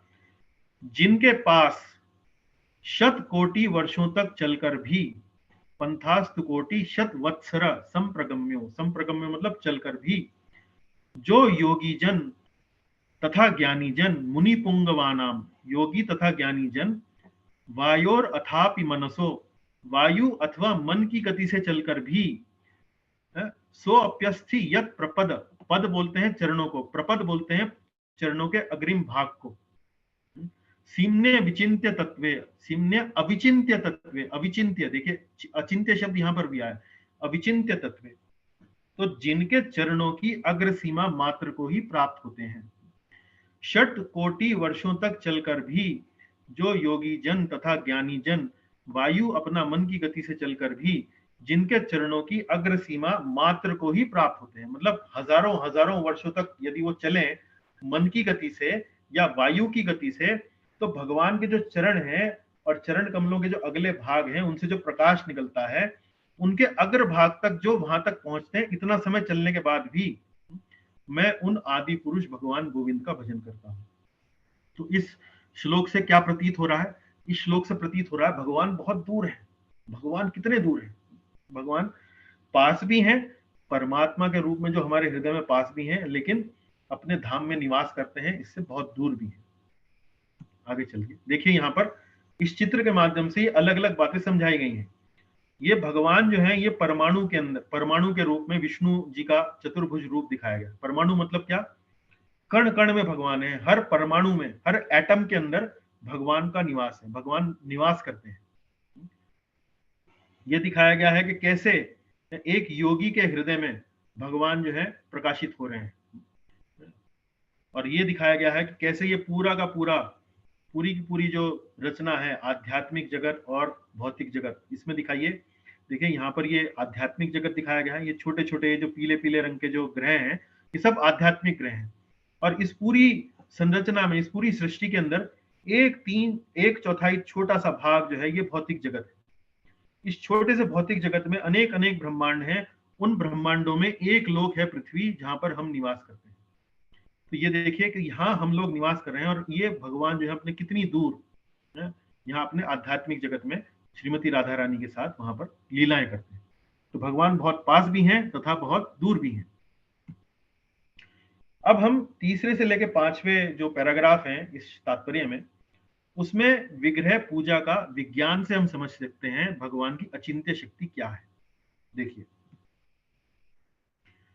विग्रह रूप में परमेश्वर बहुत निकट एवं सुलभ है। हमने क्या देखा? पिछली स्लाइड में हमने देखा भगवान परमात्मा रूप में हमारे हृदय में स्थित हैं, तो इसलिए हमारे बहुत निकट हैं। लेकिन भगवान का एक रूप और भी है जो हमारे बहुत निकट है। वो कौन सा रूप है? वो है भगवान का अर्चा विग्रह का रूप। अर्चा विग्रह मतलब भगवान की जो मूर्तियां हैं, भगवान के जो विग्रह हैं, जिनकी हम मंदिरों में जाकर उपासना करते हैं या जिनको आप घरों में स्थापित करते हैं, उनकी पूजा अर्चना करते हैं, वो भी वास्तव में भगवान से अभिन्न है, भगवान से अलग नहीं है, भगवान ही है। वो साक्षात भगवान का ही एक अवतार है। तो अर्चा विग्रहों को भी भगवान का एक अवतार कहा गया है। उनका नाम क्या है? उन अवतारों को क्या कहते हैं? अर्चा अवतार। अर्चा अवतार मतलब जिनके माध्यम से हम भगवान की अर्चना कर सकते हैं, भगवान की पूजा कर सकते हैं। तो अब देखिए, जो अर्चा विग्रह का जो विज्ञान है, उस अर्चा विग्रह के विज्ञान को लेकर अन्य धर्मों में कुछ ऐसे धर्म हैं जो भगवान की मूर्तियों की जो पूजा होती है, जो उनकी अर्चा विग्रहों की जो पूजा होती है, उनको स्वीकार नहीं करते हैं, उनको, उनकी पूजा का वो विरोध करते हैं। और उनका तर्क क्या रहता है? उनका तर्क रहता है परमेश्वर पदार्थ रूप में प्रकट नहीं हो सकते, यह परमेश्वर को सीमित करता है। तो मान लीजिए मैंने एक भगवान की 4 फीट बाय 3 फीट की एक मूर्ति बनाई, 4 फीट बाय 2 फीट की एक मूर्ति बनाई। तो अब भगवान को मैंने वास्तव में कहा कि मैं और मैं कह रहा हूं कि ये तो वास्तव में साक्षात भगवान का रूप है, साक्षात भगवान है। तो एक प्रकार से मैं भगवान को 4 फीट और 2 फीट में सीमित कर रहा हूं। तो ये लोगों का, इनका तर्क रहता है, जो अर्चा विग्रहों को स्वीकार नहीं करते हैं, इन विग्रहों की पूजा को स्वीकार नहीं करते हैं, वो कहते हैं भगवान को भौतिक पदार्थों में प्रकट नहीं कर सकते, भगवान भौतिक प्रकार पदार्थों में उनको सीमित नहीं किया जा सकता, इससे भगवान बहुत सीमित हो जाते हैं, भगवान बहुत लिमिटेड हो जाते हैं। तो उसके उत्तर में जो तर्क दिया जाता है वो ये है, किंतु यह कहना कि भगवान एक रूप में नहीं आ सकते, वास्तव में भगवान को सीमित करता है। तो भगवान के लिए यह कहना कि भगवान ये नहीं कर सकते, भगवान वो नहीं कर सकते, वास्तव में हम क्या कर रहे हैं? ऐसा कहते हुए हम वास्तव में ऐसा कहकर भगवान को सीमित कर रहे हैं। भगवान के विग्रह अगर हम बनाते हैं तो, और यदि हम कहें कि भगवान इन विग्रहों के अंतर्गत नहीं आ सकते, या भगवान ये विग्रह नहीं है, स्वयं भगवान का रूप नहीं है, तो ये कहना वास्तव में भगवान को सीमित करना है। इसको हम एक और कथन से समझेंगे। भगवान सीमित रूप में आकर भी, भगवान सीमित रूप में आकर भी असीमित बने रह सकते हैं। यदि भगवान असीमित रूप में आए हैं, उसके बावजूद भी वो असीमित बने रह सकते हैं। यही भगवान की अचिंत्य शक्ति है कि वो सीमित रूप में भी हैं, लेकिन सीमित रूप में होने के बावजूद भी असीमित हैं। उनकी शक्तियां अभी भी उतनी हैं, उनमें कोई घटाई बढ़ाई नहीं हुई है, वो वैसी की वैसी हैं। इसको एक छोटे से उदाहरण से समझेंगे, छोटा सा दृष्टांत देंगे। तो एक श्री वैष्णव हुए हैं, उनका नाम है पिल्लई लोकाचार्य। श्री वैष्णव है, पिल्लई लोकाचार्य उनका नाम है। उन्होंने बड़े सुंदर दृष्टांत से इस बात को समझाया है। तो जैसे एक हाथी है, हाथी एक बहुत विशाल प्राणी होता है, और एक छोटा सा 5 वर्ष का एक छोटा सा बच्चा है। अब वो ये छोटा सा बच्चा हाथी के सिर को यदि हाथ लगाना चाहे तो क्या लगा सकता है? नहीं लगा सकता। लेकिन यदि वो हाथी स्वयं नीचे जमीन पर बैठ जाए और अपना सिर झुका ले, तो वो बच्चा 5 वर्ष का बच्चा सरलता से हाथ बढ़ाकर उस हाथी के सिर पर अपना हाथ रख सकता है, उसको छू सकता है। इसी प्रकार से भगवान बहुत विशाल है, बहुत बड़े हैं, लेकिन यदि वो भगवान अपनी कृपावश स्वयं एक सीमित रूप में आते हैं और सीमित रूप में आकर वो भक्तों के साथ अपनी सेवा स्वीकार करते हैं, तो वो संभव है। वो ऐसा कोई भगवान के लिए असंभव कार्य नहीं है, समझने में कोई बहुत कठिन कार्य नहीं है। तो भगवान वास्तव में सीमित रूप में आकर भी असीमित बने रह सकते हैं। ये बात आशा है आपको समझ में आई होगी। तो इसको हम क्यों बता रहे हैं यहाँ पे? क्योंकि इस मंत्र में ये बात आई है कि भगवान बहुत दूर भी हैं और भगवान बहुत निकट भी हैं। तो निकट में एक उदाहरण हमने आपको दिया, भगवान परमात्मा रूप में हमारे हृदय में स्थित हैं। और दूसरा उदाहरण हम क्या दे रहे हैं? भगवान वास्तव में अर्चा विग्रहों के रूप में, अर्चा अवतार के रूप में भी हमारे सामने प्रस्तुत होते हैं। और जब वो अर्चा अवतार के रूप में हमारे सामने प्रस्तुत होते हैं तो हमारे बहुत निकट हैं। हालांकि वो अपने धाम में है, लेकिन अपनी कृपावश अर्चा अवतारों के रूप में यहाँ प्रकट हुए हैं, जिनके माध्यम से हम उनके साथ आत्मा सेवा का आदान, सेवा उनको अपनी समर्पित कर सकते हैं। अब अर्चा विग्रहों के बारे में हमने चूंकि ये विषय उठाया पिछली स्लाइड में, तो अर्चा विग्रहों की पूजा को लेकर बार बार कई लोग कुछ प्रश्न पूछते हैं। तो उन प्रश्नों का उत्तर मैं यहाँ पर आपको इस स्लाइड के माध्यम से देना चाहूंगा। विग्रह तथा मूर्ति में क्या अंतर होता है? एक तो शब्द हम बोलते हैं मूर्ति और एक शब्द बोलते हैं विग्रह।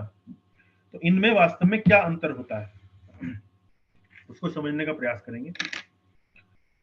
विग्रह एक अधिकृत साधन होता है जिसके द्वारा परमेश्वर हमारी सेवा स्वीकार करते हैं। तो विग्रह जब हम बोलते हैं, मंदिर के अंदर जब हम जाते हैं और जो विग्रह हमारे सामने उपस्थित होते हैं, तो वास्तव में कोई साधारण मूर्ति नहीं है। उनको जब तराशा जाता है, जब उनको बनाया जाता है, तब बेशक वो मूर्ति रहे हो, लेकिन एक बार मंदिर में आने के बाद और जब वैदिक मंत्रोच्चारणों के साथ एक जो वास्तव में कोई भक्त व्यक्ति है, कोई वास्तव में वरिष्ठ जो भक्त है, उसके आह्वान पर जब वैदिक मंत्रोच्चारण के बीच प्राण प्रतिष्ठा इत्यादि कार्यक्रम जब किए जाते हैं और इस प्रकार जब भगवान को उन विग्रहों में उपस्थित होने के लिए जब उनको निमंत्रण दिया जाता है, उनको आमंत्रण दिया जाता है, उस सब प्रक्रिया को करने के बाद वास्तव में वो मूर्ति जो है वो विग्रह बनती है। तो एक अधिकृत साधन, अधिकृत मतलब ऑथराइज्ड मीन्स, जिसके द्वारा परमेश्वर हमारी सेवा स्वीकार करते हैं। तो इसको भी हम एक डाक बक्से के उदाहरण से समझ सकते हैं। तो देखिए, सड़क के किनारे आपने कई बार जब आप चलते होंगे तो आपने सड़क के किनारे पोस्ट बॉक्स देखे होंगे। डाक विभाग के अलग अलग बक्से जो हैं, जैसा कि आप एक चित्र में देख सकते हैं, उस तरह के बक्से लगे होते हैं। उसके अलावा भी कई जगह हमें सड़क के किनारे कुछ बक्से हो सकता है लगे हुए देखने को मिले। तो यदि आपको चिट्ठी डालनी हो जो आप किसी पते पर भेजना चाहते हैं, तो वो किस बक्से में डालेंगे? डाक बक्से में डालेंगे या किसी दूसरे बक्से में डालेंगे? क्या उत्तर है आपका? कौन से बक्से में डालेंगे आप? डाक बक्से में डालेंगे। डाक बक्से में डालेंगे। तो यदि दूसरे बक्से में डालेंगे तो वो क्या वो अपने स्थान पर पहुंच पाएगी? नहीं पहुंच पाएगी, तो वहीं रहेगी। क्यों नहीं पहुंच पाएगी? डाक बक्से में ही क्यों जाएगी? क्योंकि वो अधिकृत नहीं है, वो वहीं रहेगी। क्योंकि वो अधिकृत नहीं है, डाकिया लेके नहीं जाएगा। डाकिया लेके नहीं जाएगा। तो इसी तरह से जो विग्रह होते हैं वो वास्तव में अधिकृत होते हैं। वैदिक मंत्रोच्चारण के साथ प्राण प्रतिष्ठा समारोह इत्यादि आयोजित करने के बाद वो वास्तव में विग्रह जो है, भगवान जो है उस भौतिक तत्व से बने हुए विग्रह को आध्यात्मिकता उसमें आ जाती है, और उस आध्यात्मिक विग्रहों से भगवान जो है अपनी सेवा, जो हम भगवान की सेवा करते हैं, भगवान उसे स्वीकार करते हैं। तो ये एक प्रश्न पूछा जाता है कि भाई विग्रह तथा मूर्ति में क्या अंतर होता है। दूसरा प्रश्न एक और पूछा जाता है, विग्रह एक मक्खी को भी नहीं हटा सकता, विग्रह स्वयं की रक्षा नहीं कर सकता, तो फिर भगवान कैसे? तो कई बार लोग पूछते हैं ना कि मान लीजिए विग्रह के ऊपर कोई मक्खी बैठ जाए, तो बोले ये कैसे भगवान है? आप तो कह रहे हैं तो साक्षात भगवान है, ये कैसे भगवान है जो एक मक्खी को भी नहीं हटा सकते? या कई बार जैसे इतिहास में हमने देखा है कि कई आक्रांताओं ने आकर कई मंदिरों को लूटा, विग्रहों को तोड़ा, विग्रहों को शत विक्षत कर दिया है। तो कई बार लोग पूछते हैं भाई ये कैसे विग्रह हैं, ये कैसे भगवान हैं जिनके ऊपर जब किसी ने कोई प्रहार किया तो स्वयं की रक्षा भी नहीं करता है? तो देखिए उसका उत्तर ये है, विग्रह जो ये अवतार हैं, हर अवतार का एक अपना उद्देश्य होता है, हर अवतार जो है समान नहीं होता है। तो अर्चा विग्रहों का जो अवतार है वो वास्तव में भगवान अपने आप को विस्तारित करके हमारे समक्ष पहुंचते हैं, ताकि हम अपनी सेवाएं जो हैं उन विग्रहों के माध्यम से भगवान तक पहुंचा सकें। तो भगवान के विग्रह जो है उनका अर्थ ये नहीं है कि वो उनके ही समान सर्वशक्तिमान है, उनका उद्देश्य सिर्फ सेवा स्वीकार करना है, उनका उद्देश्य अपनी शक्ति का प्रदर्शन करना नहीं है। उनकी शक्ति का प्रदर्शन मात्र यहाँ पर सिर्फ इतना है कि वो उन भौतिक तत्वों के माध्यम से भी है अपनी सेवा जो है, भक्त की सेवा जो है स्वीकार कर सकते हैं। तो विग्रहों का जो उद्देश्य होता है वो अपनी सर्वशक्तिमत्ता का प्रदर्शन करना नहीं है, अपितु अपनी पहुंच का विस्तार करना है, ताकि भक्त जो है अपनी सेवा भगवान तक पहुंचा सके। भगवान अपनी सर्वशक्तिमत्ता, अपनी पावर का प्रदर्शन इस भौतिक जगत में किस माध्यम से करते हैं? वो समय के रूप में अपनी सर्वशक्तिमत्ता का प्रदर्शित करते हैं। परमेश्वर इस संसार में समय के रूप में, काल के रूप में अपनी सर्वशक्तिमत्ता को प्रदर्शित करते हैं। तो भगवान ने गीता में लिखा है, कालो अस्मि लोकक्षय कृत प्रवृद्धो, कि मैं काल हूं और मैं सब कुछ समाप्त कर देता हूं। तो हम भी देखते हैं कि समय के साथ साथ इस जगत में सब कुछ समाप्त हो जाता है। जीव का भी जो शरीर मिलता है एक दिन समाप्त हो जाता है, कोई वस्तु, कोई पेड़ पौधा उगता है तो वो भी एक दिन समाप्त हो जाता है। तो समय का स्वभाव है यहाँ पर समाप्त करना। और ये समय कौन है? समय वास्तव में ये भी भगवान की एक शक्ति है, और इस शक्ति के माध्यम से भगवान यहाँ पर अपनी सर्वशक्तिशाली जो उनकी जो सर्वशक्तिमत्ता है उसको यहाँ पर प्रदर्शित करते हैं। लेकिन विग्रहों के माध्यम से वो सर्वशक्तिमत्ता प्रदर्शित नहीं करते, उनके माध्यम से तो सिर्फ भक्त की सेवा स्वीकार करने का माध्यम है। तो ये विग्रह पूजा को लेकर कई बार जो प्रश्न पूछे जाते हैं उनको लेकर कुछ उत्तर है। विग्रह पूजा को लेकर 3 दृष्टिकोण हम देखते हैं। पहला दृष्टिकोण है जड़मय। जड़मय दृष्टिकोण के अंतर्गत जो विग्रह होते हैं वो एक मूर्ति है, वो एक भौतिक वस्तु है, और ऐसा जो मत है वो किनका मत है? वो भौतिकतावादी लोगों का मत है। भौतिकतावादी लोग कौन? जो इस भौतिक जगत के परे देख ही नहीं पाते हैं, उनको इस बात का कोई अनुभव नहीं है, कोई उनकी मान्यता नहीं है कि इस भौतिक जगत के परे भी एक आध्यात्मिक जगत है। दूसरा जो दृष्टिकोण है वो है मनोमय। मनोमय दृष्टिकोण के अंतर्गत जो परम सत्य की जो व्याख्या की जाती है वो सांकेतिक रूप में की जाती है। और ये विचारधारा किनकी होती है? ये विचारधारा होती है निर्विशेषवादी लोगों की होती है। अब ये थोड़ा समझना आपके लिए बड़ा आवश्यक है। तो हमने पिछली कक्षा में भी निर्विशेषवाद, निराकार लोग, इन लोगों की चर्चा करी थी। तो निराकारवादी भगवान के जो विग्रह होते हैं उनको किस दृष्टिकोण से देखते हैं? तो निराकारवादियों का मानना क्या है कि परम सत्य क्या होता है? कौन बताएंगे कक्षा में? कौन बताएंगे? निराकारवादियों का क्या मान्यता होती है कि परम सत्य की व्याख्या कैसे करते हैं वो लोग?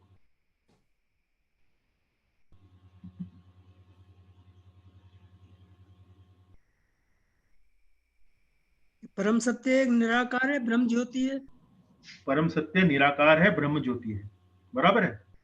तो भगवान के विग्रहों को लेकर उनकी क्या व्याख्या होती है? भगवान के विग्रहों को लेकर उनकी व्याख्या होती है कि वास्तव में भगवान तो निराकार हैं, भगवान वास्तव में निराकार हैं, लेकिन चूंकि हम जीव जो है वो देहधारी हैं और हम उन निराकार भगवान को नहीं समझ सकते, इसलिए हमने अपनी सुविधा के लिए एक रूप की कल्पना भगवान की कर ली, और वो अलग अलग रूप हो सकते हैं। और वास्तव में उनकी कल्पना हमने कर ली श्री कृष्ण के रूप में, उनकी कल्पना हमने कर ली भगवान राम के रूप में, उनकी कल्पना कर ली हमने किसी अन्य रूप में, लेकिन वास्तव में भगवान क्या है? निराकार है। तो यहां पर परम सत्य की जो व्याख्या करते हैं वो केवल सांकेतिक है। सांकेतिक मतलब एक संकेत मात्र है। संकेत मात्र को मतलब हम कैसे समझेंगे? जैसे संकेत का मतलब क्या होता है? किसी एक विचार को एक संकेत दे देना, एक संकेत के माध्यम से समझाना। जैसे भारत एक राष्ट्र है,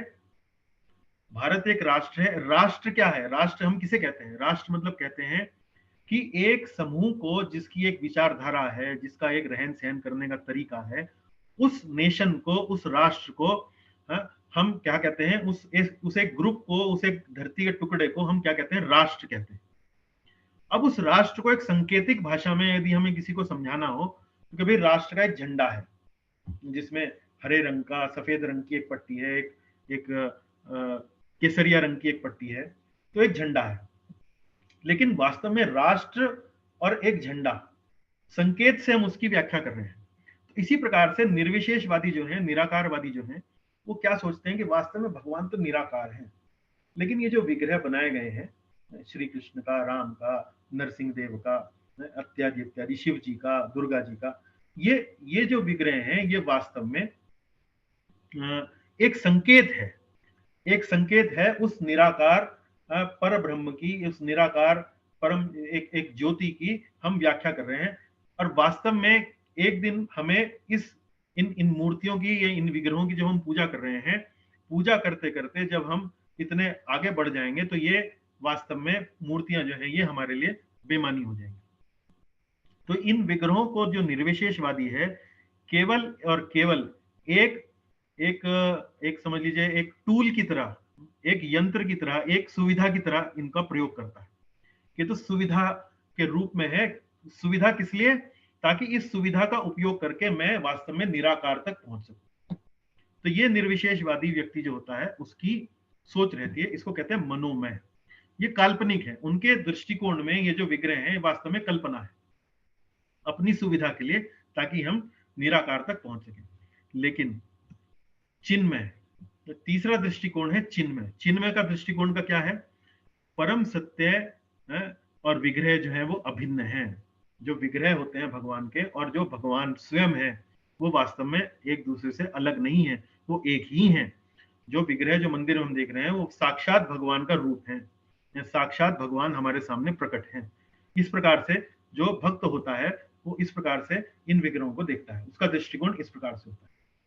इसमें ये दोनों दृष्टिकोण जो है वो अपूर्ण है, वो त्रुटिपूर्ण है, और ये जो चिन्मय जो दृष्टिकोण है ये वास्तव में यही वास्तविक दृष्टिकोण है विग्रहों को देखने का। अब हम छठे अनुच्छेद पर आते हैं। छठे अनुच्छेद में प्रभुपाद जी ने यहाँ पर जिस विषय को उठाया है वो है परमेश्वर के निकट आने के लिए हमें शरणागति लेनी होगी भगवान की। तो जैसे पिछली कक्षा में मैं आपको समझा रहा था कि परमेश्वर को समझने के लिए हमें अपने गुणों को समझना होगा। अपने गुणों से हमें भगवान की जब हम सेवा करेंगे तब हम उस अचिंत्य भगवान को उनकी कृपा से जान सकते हैं। ये हमने पिछली कक्षा में समझा। इस कक्षा में भी कुछ उसी तरह का विषय प्रभुपाद जी उठा रहे हैं कि यदि हमें परमेश्वर के निकट जाना हो तो हमें उनके शरणागत होना पड़ेगा। और ये बात हमें कहाँ से पता लगती है? ये बात हमें पता लगती है गीता के 4थे अध्याय के 11वें श्लोक में। उस श्लोक में भगवान क्या कह रहे हैं? ये यथा माम प्रपद्यन्ते तांस तथैव भजाम्यहम्। तो जितना जो प्रयास करता है मेरे निकट आने का, मैं उसी अनुपात में, उसी रेशो में उस व्यक्ति के साथ आदान प्रदान करता हूँ, उसी व्यक्ति को बुद्धि देता हूं कि वो मेरे पास आ सके। तो गीता के चौथे अध्याय के 11वें श्लोक में भगवान इसी बात को समझा रहे हैं। ये यथा माम प्रपद्यन्ते ताम तथैव भजाम्यहम्। तो जो जीव शरणागत होता है भगवान उनके निकट हैं, और जो जीव शरणागत नहीं होता है भगवान उनसे बहुत दूर हैं। अब ये देखिए तीसरी व्याख्या। तो पहली व्याख्या हमने क्या करी? पहली व्याख्या हमने ये करी भगवान परमात्मा रूप में हमारे बहुत पास है। दूसरी व्याख्या हमने क्या करी? भगवान विग्रह के रूप में हमारे बहुत पास है। और तीसरी व्याख्या हमने क्या करी? जो भगवान के शरणागत हैं भगवान उनके बहुत पास हैं, जो भगवान के शरणागत नहीं है भगवान उनसे बहुत दूर है। तो भगवान बहुत दूर भी हैं और भगवान बहुत निकट भी हैं। तो ये विरोधाभासी कथन है। भगवान दूर भी हैं, भगवान निकट भी हैं। लेकिन जब हम इन विरोधाभासी कथनों का गहराई से जब अध्ययन करते हैं तो हमें ये समझ में आने लगते हैं। तो ये वास्तव में परस्पर विरोधी कथन नहीं है, ये विरोधाभासी कथन है। आभास, ये ऐसा आभास देते हैं कि विरोधी हैं लेकिन वास्तव में विरोधी नहीं है। चलिए अब 7वें अनुच्छेद पर आते हैं। 7वें अनुच्छेद में श्रील प्रभुपाद जी ने जो विषय लिया है वो है ईश्वर निर्गुण है किंतु निर्गुण होते हुए भी सगुण भी हैं। उनका सगुण रूप वैसा का वैसा बना हुआ है। तो उसको हम समझेंगे कि निर्गुण और सगुण क्या होता है। देखिए यहाँ निर्गुणवादियों का जो सोचने का तरीका है और सगुणवादियों का जो सोचने का तरीका है वो यहाँ सब 3 बुलेट में और 4 बुलेट में आपके सामने यहाँ पर समझाने का प्रयास करता हूं। देखिए निर्गुणवादी क्या कहते हैं? ईश्वर निर्गुण है। निर्गुण मतलब निराकार है और गुणों से रहित है। गुणों से रहित मतलब उनका रूप है, वो देखने में सुंदर लगते हैं, वो इतने लंबे हैं, वो इतने चौड़े हैं, वो ऐसे चलते हैं, ऐसे घूमते हैं, ऐसे क्रियाकलाप करते हैं। तो उनके अंदर कोई गुण नहीं है, बिल्कुल जैसे प्लेन सिंपल। जैसे ब्रह्म ज्योति, अगर किसी प्रकाश की व्याख्या की जाए तो आप ऐसे ही कहेंगे भाई प्रकाश में ना तो कोई मुख है, ना कोई हाथ है, ना पैर है, तो प्रकाश है, सब जगह फैला हुआ है। निराकार है, निराकार मतलब उसका कोई आकार नहीं है, उसका कोई आकार नहीं। ईश्वर निर्गुण है। फिर ईश्वर सगुण है। ईश्वर सगुण है, जब वो ईश्वर के सगुण रूप की व्याख्या करते हैं तो किस रूप से करते हैं, किस तरीके से करते हैं? उनका रूप जो है वो मनुष्य के समान है। वास्तव में उल्टा है। मनुष्यों को जो रूप मिला हुआ है वो वास्तव में ईश्वर का जो रूप है, जो उनका जो रूप है आध्यात्मिक जगत में, उस रूप में ही भगवान ने मनुष्य को बनाया है। लेकिन निर्गुणवादी क्या कहते हैं? निर्गुणवादी कहते हैं ईश्वर का जो रूप है, वो सगुण जो रूप है, वो मनुष्य के समान है और भौतिक गुणों वाला रूप है। भौतिक गुणों वाला रूप से मतलब क्या है कि ईश्वर जब सगुण रूप में आते हैं, जैसे श्री कृष्ण के रूप में आए या श्री राम के रूप में आए, तो उनका जो शरीर है वो वास्तव में मनुष्य जैसा ही होता है। लेकिन यहाँ पर वो गलती कर बैठते हैं, क्योंकि भगवान का रूप और भगवान की आत्मा में कोई अंतर नहीं होता है। लेकिन मनुष्य का रूप और मनुष्य की आत्मा दोनों अलग अलग है। मनुष्य आत्मा है और उसके पास एक शरीर है, और भगवान और शरीर और भगवान और उनका शरीर, उनमें कोई भेद नहीं है। लेकिन निर्गुणवादी क्या कहते हैं, जब वो ईश्वर के सगुण रूप की व्याख्या करते हैं कि उनका रूप जो है वो मनुष्य जैसा ही होता है, उनमें भी भौतिक गुण होते हैं। भौतिक गुण मतलब ये जैसे सतोगुण, रजोगुण, तमोगुण, इस प्रकार के रूप, इस प्रकार के गुणों से उनको भी एक रूप मिलता है। सगुण पक्ष अस्थाई है, अंततः ईश्वर सगुण से परे हैं। जैसे मैं पहले आपको भी थोड़ी देर पहले समझा रहा था, जो सगुण पक्ष होता है निर्गुणवादी उसको केवल एक सुविधा के रूप में इस्तेमाल करते हैं। और सुविधा के रूप में तो वो किसी भी रूप की कल्पना कर सकते हैं, उसके लिए आवश्यक नहीं है श्री कृष्ण का ही रूप की कल्पना करें, वो किसी भी रूप की कल्पना कर सकते हैं। और अंततः ईश्वर सगुण से परे हैं। अंततः ये जो भगवान के जो विग्रह हैं, हमें इनसे पार जाना है। कहाँ? निराकार ब्रह्म के पास। तो ये निर्गुणवादी या निराकारवादी जो होते हैं, उनका दृष्टिकोण रहता है, उनकी जो फिलॉसफी है वो इस प्रकार से रहती है। लेकिन इसके विपरीत जो सगुणवादी हैं, जो भक्तगण हैं, उनकी जो मान्यता है वो क्या है? वो किस प्रकार से सोचते हैं? ईश्वर निर्गुण है। निर्गुण का मतलब क्या होता है?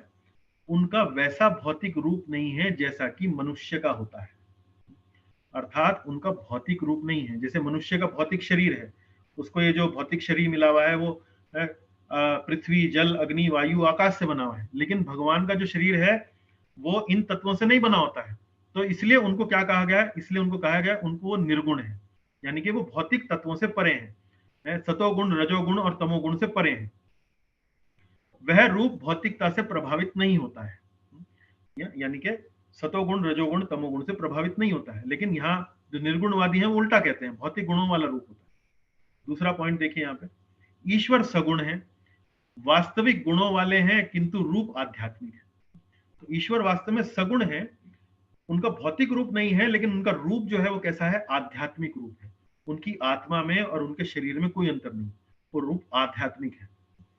ईश्वर का अपना शाश्वत रूप है। शाश्वत रूप मतलब ऐसा नहीं है कि वो केवल एक सुविधा के रूप में रूप की कल्पना करी गई है और बाद में जब हम आगे बढ़ जाएंगे या प्रगति कर लेंगे तो हम उस रूप को भूलकर निराकार का रूप, उसको ही वास्तव में हमें वहां तक पहुंचना है, ऐसा नहीं है।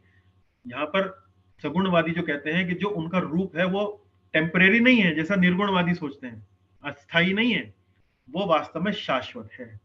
ईश्वर का जो रूप है वो शाश्वत है। निर्गुण पक्ष ईश्वर के सगुण पक्ष का आध्यात्मिक तेज है। देखिए यहाँ प्रभुपाद जी ने एक उदाहरण दिया है। अब यहाँ एक चित्र देखिए, चित्र में दिखाया गया है, चित्र में क्या देख रहे हैं आप, जरा कोई बताएंगे मुझे? यहाँ पर कौन बता सकते हैं? भगवान कृष्ण बैठे हुए हैं प्रभु जी। अच्छा, और क्या देख रहे हैं आप? गाय के साथ बैठे हुए हैं। चलिए, और भगवान कुछ श्री सुना रहे, वो कुछ सुना रहे हैं। भगवान श्री कृष्ण और गायों के चारों तरफ क्या देख रहे हैं आप? प्रकाश।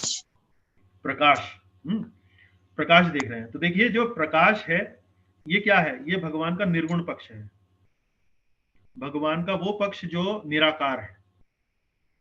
और ये जो भगवान आप देख रहे हैं, जो रूप देख रहे हैं भगवान का, ये भगवान का वास्तव में सगुण पक्ष है। तो निर्गुण पक्ष ईश्वर के सगुण पक्ष का आध्यात्मिक तेज है। तो निर्गुण पक्ष, ये जो निर्गुण पक्ष है, ये जो प्रकाश है, वो भगवान का जो सगुण पक्ष है, सगुण पक्ष मतलब जो भगवान का रूप है, उसका आध्यात्मिक तेज है। जैसे उदाहरण के रूप में, जैसे सूर्य है और सूर्य की किरणें हैं, तो सूर्य की किरणें सूर्य से आती हैं या सूर्य सूर्य की किरणों से आता है? कौन सी बात सही है?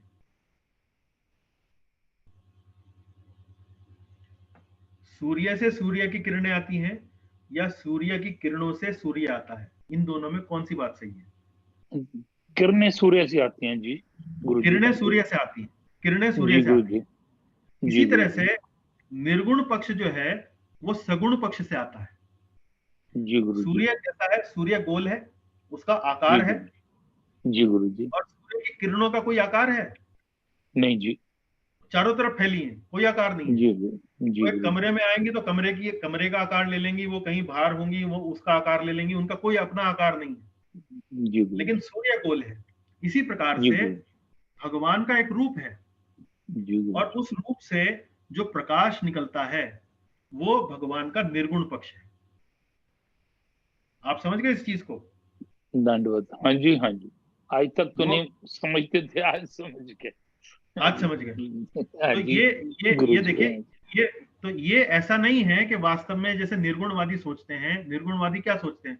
निर्गुणवादी सोचते हैं कि भगवान वास्तव में निराकार है। वो सोचते हैं कि सूर्य की किरणें जो हैं वो वास्तव में भगवान का रूप है और सूर्य जो है वो वास्तव में सूर्य की किरणों से आता है। वो एक अस्थाई, एक तरह से माध्यम है, अस्थाई एक सुविधा है। जो व्यक्ति भगवान तक पहुंचना चाहता है, उनके निराकार रूप तक वास्तव में पहुंचना चाहता है, वो एक अस्थाई रूप की पूजा करता है और धीरे धीरे प्रगति करके वो उस अस्थाई रूप को फिर त्याग देता है और फिर निर्गुण तक पहुंचता है।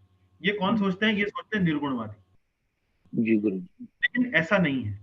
वास्तविकता क्या है? वास्तविकता यह है कि भगवान का अपना एक रूप है। वो रूप मनुष्यों जैसा नहीं है। वो रूप जैसे हमारा हाड़ मांस का शरीर है, भगवान का शरीर वैसा नहीं है। भगवान का शरीर है आध्यात्मिकता से बना हुआ। जैसे जिस तत्व की आत्मा बनी होती है, हमारी आत्मा बनी होती है, उसी तत्व का भगवान का शरीर है, उसी तत्व का भगवान का रूप है। और उस रूप से जो तेज और प्रकाश निकलता है वो वास्तव में भगवान का निर्गुण पक्ष है, निराकार पक्ष। जी गुरु जी, जी तो साकार से निराकार आता है, निराकार से साकार नहीं आता। नहीं आता। जी गुरु। जैसे सूर्य से सूर्य की किरणें आती हैं, सूर्य की किरणों से सूरज नहीं आता है। नहीं। ये इस तरह से आप समझ सकते हैं। तो ये ईश्वर निर्गुण है और सगुण भी है, लेकिन है दोनों। ये जो ब्रह्म ज्योति है ये भी ईश्वर ही है, ये भी ईश्वर का ही भाग है। जैसे अग्नि का ताप और अग्नि से निकला हुआ प्रकाश वो भी अग्नि का ही भाग है, अग्नि ही है। इसी प्रकार से ये भी अग्नि है, ये भी ईश्वर ही है। सचमुच। लेकिन निर्गुण साकार से आता है, साकार से निर्गुण नहीं आता, उल्टा नहीं होता है। ये समझने की बात है। तो परम सत्य वास्तव में क्या? परम सत्य वास्तव में सगुण है, साकार है। जी। अच्छा, अब हम इस तथ्य पर विचार करेंगे, वे अंदर भी हैं और बाहर भी हैं। और इसका हम विचार कैसे करेंगे? इसका हम विचार करेंगे प्रहलाद महाराज की जो नरसिंह लीला है, भगवान की जो नरसिंह लीला है, जिसमें प्रहलाद महाराज को एक संतुष्ट करने के लिए, प्रहलाद महाराज के वचन को पूर्ण करने के लिए भगवान नरसिंह देव प्रकट हुए थे। तो देखिए, भगवान अंदर हैं और बाहर भी हैं। अभी तक हमने क्या देखा? भगवान हमारे निकट भी हैं और हमसे दूर भी हैं। इस विषय पर हमने खूब चर्चा कर ली। अब हम देखिए, भगवान अंदर भी हैं और बाहर भी हैं। वो कैसे चर्चा करेंगे? वो देखिए, हिरण्यकशिपु प्रहलाद महाराज से पूछते हैं, तेरा भगवान कहाँ है? प्रहलाद कहते हैं, वो हर जगह है, सब जगह है, हर जगह उपस्थित है। हिरण्यकशिपु गुस्से में आकर पूछते हैं, क्या वो इस खंबे में भी है? क्या वो स्तंभ में भी है? प्रहलाद महाराज कहते हैं, हाँ, वो स्तंभ में भी है। और हिरण्यकशिपु प्रहलाद महाराज को झुठलाने के लिए उस खंबे पर प्रहार करते हैं, और तुरंत उस खंबे में से कौन निकल कर आता है? भगवान श्री नरसिंह देव उस खंबे में से निकल कर आते हैं। तो अब आप देख सकते हैं कि भगवान वास्तव में हर जगह उपस्थित है, खंबे में भी उपस्थित है। लेकिन भगवान क्यों आए? भगवान अपने भक्त प्रहलाद के वचनों की लाज रखने के लिए आए। भगवान सिर्फ इसलिए नहीं आया कि मुझे हिरण्यकशिपु को अपने आप को दिखाना है, लेकिन चूंकि प्रहलाद को बचाना है और प्रहलाद के वचनों की मुझे उसको गिरने नहीं देना है, उसको संभाल के रखना है, इसलिए हिरण्यकशिपु के रूप, नरसिंह देव के रूप में भगवान यहाँ पर उपस्थित होते हैं। इससे हम क्या देख सकते हैं? भगवान अंदर भी हैं। खंबे के अंदर का मतलब क्या? भगवान खंबे के कण कण में थे, जब ही वहां से उसमें निकलकर उपस्थित हो गए, तुरंत उपस्थित हो गए। अच्छा, और वे बाहर भी हैं। तो ये उदाहरण हमने कक्षा में आरंभ में चर्चा करी थी कि जब माता यशोदा ने भगवान श्री कृष्ण के मुख के अंदर देखा तो पूरी सृष्टि का दर्शन कर लिया। तो वही भगवान जो खंबे में भी थे, और अब यहाँ श्री कृष्ण लीला में वास्तव में जब ये मृद भक्षण लीला जब होती है, मिट्टी खाने वाली जो लीला होती है, उसमें माता यशोदा पूरे ब्रह्मांड को भगवान के भीतर देखती है। तो यानी कि भगवान ब्रह्मांड के बाहर भी है, क्योंकि ब्रह्मांड उनके भीतर है, तो यानी कि भगवान बाहर हुए ना। तो भगवान अंदर भी है और बाहर भी है।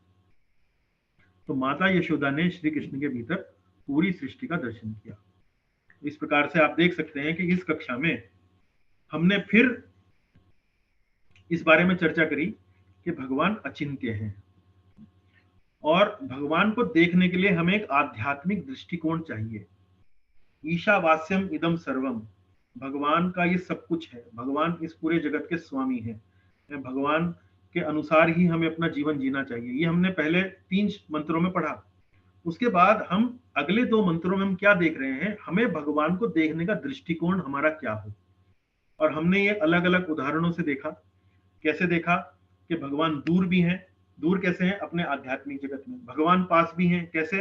भगवान परमात्मा के रूप में हमारे हृदय में है, भगवान अर्चा विग्रहों के रूप में हमारे मंदिरों में है, हमारे घरों में है, और जो भक्त भगवान का शरणागत है भगवान उसके बहुत पास है, जो भगवान का शरणागत नहीं है भगवान उससे बहुत दूर है। इस तरह से इस आध्यात्मिक दृष्टिकोण से हम भगवान को समझ सकते हैं।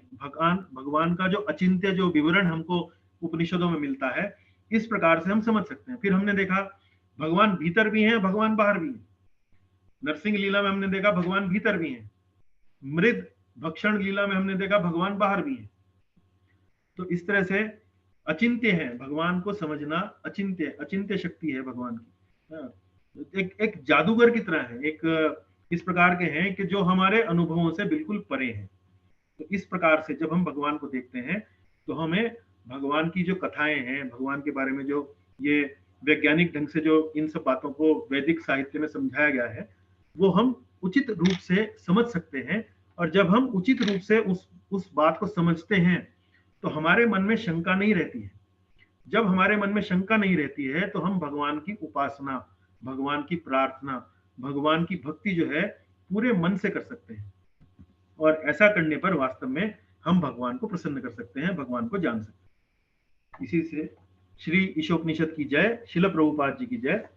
अब हम कोई चर्चा कर सकते हैं, यदि आपको कोई प्रश्न हो, कोई आपकी कोई जिज्ञासा हो। हाँ, आशा है आपको कक्षा में बात समझ में आई होगी। विषय थोड़ा सा हो सकता है कठिन लगा हो, लेकिन उदाहरणों से, अलग अलग माध्यम से हमने समझाने का प्रयास किया। अब आप थोड़ा बताएं कि आपको कक्षा समझ में आई कि नहीं आई। दंडवत गुरु जी। दंडवत जी। समझ में तो आई, बीच बीच में थोड़ा सा कंफ्यूजन होने लगता है, पर फिर आप क्लियर कर देते हो तो उसमें यही गुरु का काम है। हाँ जी, आपने भी जैसे मंत्र में बोला गया है ना कि समझ में आई और कंफ्यूजन भी हुआ। विरोधाभासी, लेकिन फिर आपने जब समझाया तो समझ में भी आ गई। नहीं तो आपने हाँ वो हर तरीके से जैसे मंत्र की भाषा में ही आपने अपना कमेंट भी दे दिया। ठीक, बहुत गुरु जी, थोड़ा सा अंदर और बाहर के, स्पेशली नरसिंह राव के रूप के बारे में मैं थोड़ा सा टिप्पणी करना चाहूंगा, अगर आपकी परमिशन हो तो। ये हिरण्यकशिपु ने वचन लिए हुए थे कि मैं ना अंदर मरूं, ना बाहर मरूं, ना अस्त्र से, ना शस्त्र से, ना जमीन पे, ना आकाश में, हवा में, ना ना मनुष्य से, ना किसी और प्राणी से। तो ये सारे तरह के उसने वचन लिए हुए थे अपनी उससे। तो इसलिए उनको आधा इंसान और आधा उसका शेर का लेना पड़ा। इसलिए उन्होंने एक पैर दहलीज के बाहर रखा था, एक अंदर। इसलिए उन्होंने अपने जिंगावे ऊपर रखा था, ना जमीन पे ना हवा में। बराबर। इसलिए उनको नाखूनों से मारा था कि ना ये अस्त्र है शस्त्र। नाखून ना तो जीवित कहे जाते हैं और ना ही मृत कहे जाते हैं। नाखून का जो पिछला भाग है वो जीवित रहता है, और अगला भाग है वो मृत रहता है। ना जीवित है ना मृत। गुरु जी, जी। तो ये दोनों ही है, तो इसलिए उनको ये लीला करनी पड़ी थी।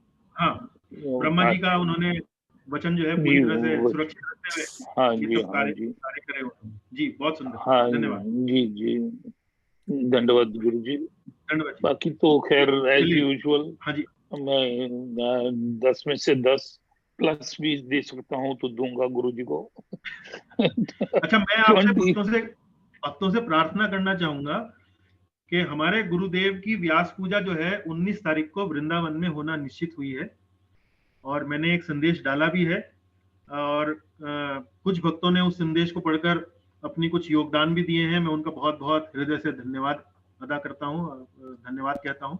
लेकिन योगदान से अधिक महत्वपूर्ण मेरे दृष्टिकोण में है कि यदि आप थोड़ा समय निकालकर 19 मई को यदि उस व्यास पूजा उत्सव में यदि आप भाग ले सकें तो बहुत सुंदर रहेगा। और वृंदावन आने का भी आपका एक कार्यक्रम पूरा हो जाएगा। वृंदावन अपने आप में एक तीर्थ स्थान है, तो कार्यक्रम में आप भाग भी लीजिए। उसमें प्रसाद की व्यवस्था रहेगी, सब बहुत सुंदर व्यवस्था रहेगी।